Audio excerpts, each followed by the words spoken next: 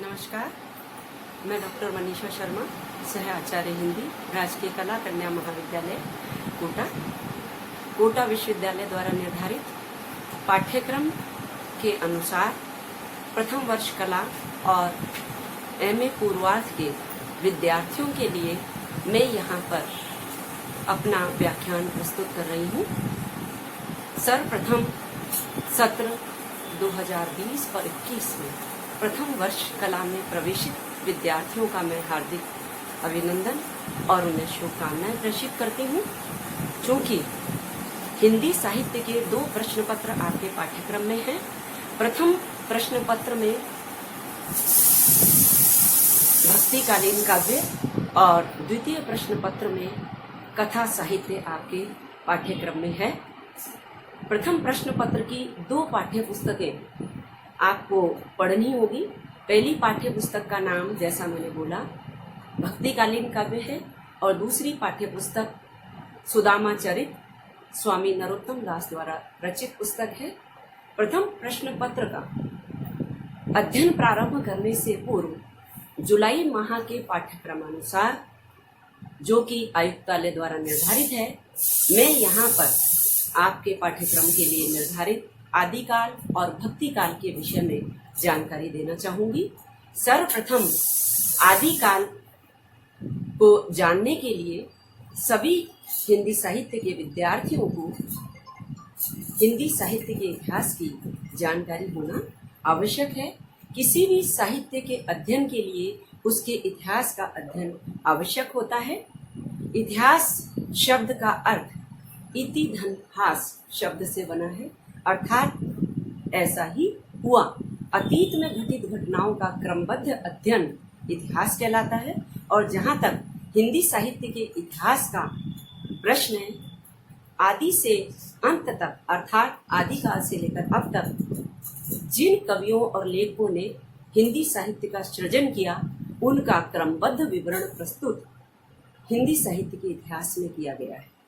हिंदी साहित्य के इतिहास के क्रमबद्ध लेखन का प्रारंभ आधुनिक काल में हुआ, अर्थात 19वीं शताब्दी से प्रारंभ हुआ।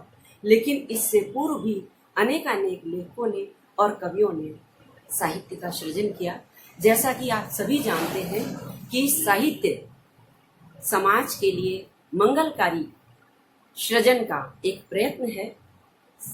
हितेन सहितम साहित्यम, हितेन सहितम साहित्यम, अर्थात साहित्य समाज में कल्याण के लिए सृजन करता है। इस बात को ध्यान में रखते हुए ही हम सब यही जानते हैं कि जब से मानव संस्कृति और सभ्यता का उद्भव हुआ, तभी से साहित्य हमारे समक्ष किसी न किसी रूप में प्रस्तुत रहा है। चूंकि हिंदी साहित्य के इतिहास की बात हम कर रहे हैं, तो यहाँ पर हिंदी साहित्य के लेखकों और कवियों का क्रमबद्ध विवरण सर्वप्रथम अनेकानेक विद्वानों ने प्रस्तुत किया। लेकिन सर्वप्रथम नाम आता है गार सादर तासी का, जो कि फ्रेंच विद्वान थे। उन्होंने इस्तवार दाला लिटरेचर ऑफ इंडो हिंदुस्तानी नामक ग्रंथ लिखकर उसमें हिंदी के कवियों और लेखकों का सामान्य विवरण प्रस्तुत किया, लेकिन किसी समय सीमा का परिचय उन्होंने नहीं दिया। इसी प्रकार जॉर्ज ग्रियर्सन ने vernacular literature of Hindustan, modern vernacular literature of Hindustan पुस्तक की रचना की। आचार्य रामचंद्र शुक्ल, जो कि हिंदी साहित्य के इतिहास के प्रवर्तक माने जाते हैं, उन्होंने भी हिंदी साहित्य का इतिहास ग्रंथ लिखा। आचार्य हजारी प्रसाद द्विवेदी ने आदिकाल की भूमिका के नाम से हिंदी साहित्य का इतिहास लिखा। डॉक्टर नगेंद्र ने एक संपादित विशाल ग्रंथ हिंदी साहित्य के इतिहास के रूप में समस्त पाठकों के समक्ष प्रस्तुत किया। और डॉक्टर बच्चन सिंह का हिंदी साहित्य का दूसरा इतिहास ग्रंथ है। ये सभी ग्रंथों के नाम विद्यार्थियों, मैं आप सभी को हिंदी साहित्य के अध्ययन के लिए आवश्यक पुस्तकों के क्रम में बता रही हूँ। अब आती है आदिकाल की बात। तो आदिकाल का नामकरण, यानी हिंदी साहित्य के प्रारंभिक काल को आदिकाल का नाम आचार्य हजारी प्रसाद द्विवेदी ने दिया है। किसी भी काल के अध्ययन के लिए या किसी भी काल के इतिहास के अध्ययन से पूर्व उस काल की पृष्ठभूमि को जानना आवश्यक होता है, क्योंकि किसी भी काल का साहित्य उस काल की जनता की चित्त वृत्तियों का प्रतिबिंब होता है। आचार्य रामचंद्र शुक्ल ने यही मंतव्य व्यक्त किया है और हम सभी इस बात से सहमत हैं कि हर काल का साहित्य उस काल की परिस्थितियों का परिणाम होता है। मैं यहाँ पर आदिकाल की परिस्थितियों से आप सभी को परिचित कराना चाहती हूँ। सर्वप्रथम मैं यहाँ हिंदी साहित्य का प्रामाणिक काल विभाजन आप सभी के समक्ष प्रस्तुत करना चाहूंगी, जो कि प्रथम वर्ष के विद्यार्थी होने के नाते आप सभी को याद रखना है और कंठस्थ कर देना है। आचार्य रामचंद्र शुक्ल के द्वारा निर्धारित हिंदी साहित्य का जो कालखंड है, जो उन्होंने क्रमबद्ध विवरण प्रस्तुत किया है, वो सर्वमान्य माना जाता है काल विभाजन। आचार्य रामचंद्र शुक्ल ने संपूर्ण हिंदी साहित्य के इतिहास को 4 भागों में बांटा: आदिकाल, भक्तिकाल, रीतिकाल और आधुनिक काल। और उन्हीं के शब्दों में आदिकाल को उन्होंने वीर गाथा काल कहा, और जो आदिकाल है, आदिकाल के पश्चात पूर्व मध्य काल को भक्ति काल भी कहा जाता है, उत्तर मध्य काल को रीतिकाल कहा जाता है और आधुनिक काल को गद्य काल के नाम से भी जाना जाता है। इन सभी चारों कालों की समय सीमा भी मैं आप सबको बता देना चाहती हूँ। संवत 1050 से 1375 आदिकाल, 1375 से 1700 भक्तिकाल, संवत 1700 से 1900 तक रीतिकाल और 1900 से अब तक जितना भी साहित्य लिखा जाता है वो आधुनिक काल के साहित्य के नाम से जाना जाता है। आदिकाल की परिस्थितियां ही उस काल के साहित्य का परिणाम थी। सर्वप्रथम मैं उस काल की राजनीतिक परिस्थितियों की चर्चा करना चाहूंगी। वास्तव में यह काल एक अंतर कलह, संघर्ष, द्वंद्व और युद्ध का काल था। राजनीतिक दृष्टि से वास्तव में हर्षवर्धन के साम्राज्य के पतन के पश्चात ही भारत में हिंदू साम्राज्य का पतन प्रारंभ हो गया था। हर्षवर्धन के साम्राज्य तक हिंदू सत्ता मजबूत स्थिति में थी और उसके बाद निरंतर बाहरी आक्रमण होते गए और भारतीय राजा जो छोटे छोटे भागों में विभाजित थे, छोटे छोटे राज्यों में विभाजित थे, उन बाह्य आक्रमणों की आंधियों को नहीं रोक सके। परिणाम स्वरूप एक केंद्रीय सत्ता का अभाव हो गया।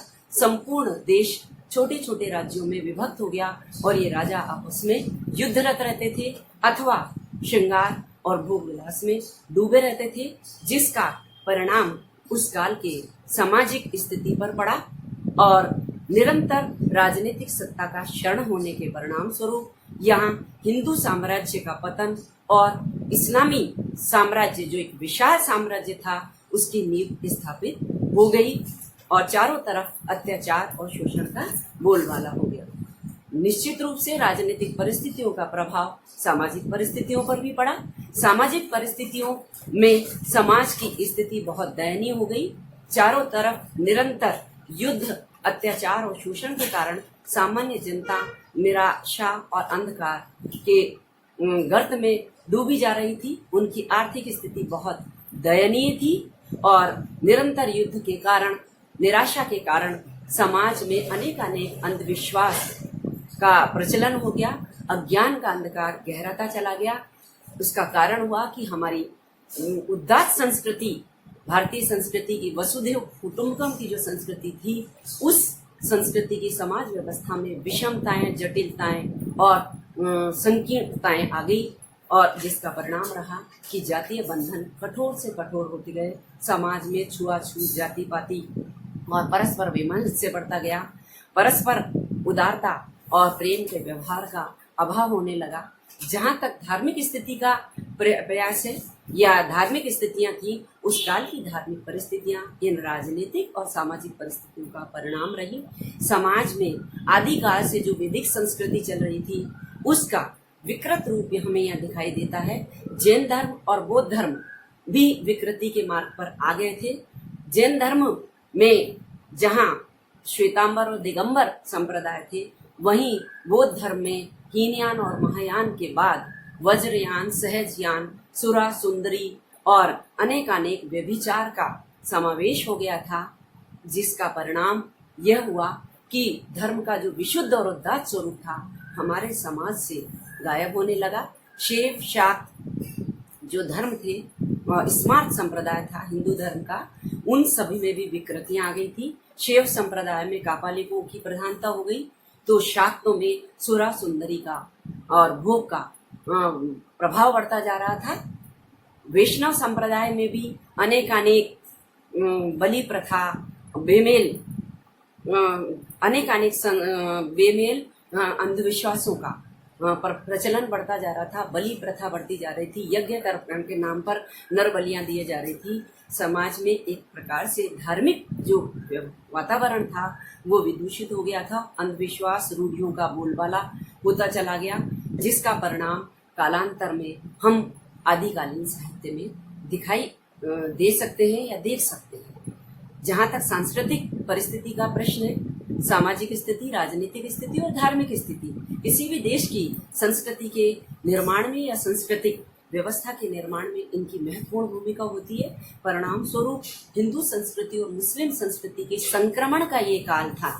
भारतीय संस्कृति जब आदिकाल के प्रारंभ में जहाँ चरम उत्कर्ष पर थी, वहीं पर भक्ति काल में आकर मुस्लिम संस्कृति की प्रधानता हुई, जिस और दोनों संस्कृतियों का संक्रमण हमें आदिकाल में स्पष्ट रूप से दिखाई देता है। सांस्कृतिक दृष्टि से भी शरण की स्थिति हमें यहाँ दिखाई देती है, जहाँ जिसके कारण हमें इस काल के साहित्य में सांस्कृतिक प्रभाव स्पष्ट रूप से दिखाई देता है। मैं आज के इस व्याख्यान में आदिकाल की इन पृष्ठभूमि, जिस पृष्ठभूमि ने आदिकाल के संपूर्ण साहित्य की रचना की, इन सामाजिक, राजनीतिक, आर्थिक और सांस्कृतिक परिस्थितियों पर ही प्रभाव डाल रही हूँ। और इन परिस्थितियों का साहित्यिक परिस्थिति पर प्रभाव स्वाभाविक था।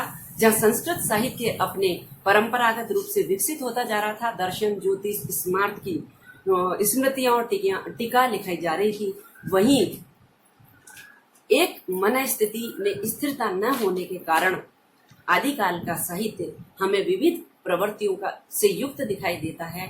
परिणाम स्वरूप हमें इस काल में नाथ साहित्य, जैन साहित्य, सिद्ध साहित्य, रासो साहित्य और उसके साथ साथ फुटकर साहित्य भी दिखाई देता है, क्योंकि किसी भी काल की साहित्य की रचना उस काल की परिस्थितियां करती हैं और विचित्र और विशिष्ट परिस्थितियों के कारण आदिकाल का साहित्य भी विविधतापूर्ण हमें दिखाई देता है।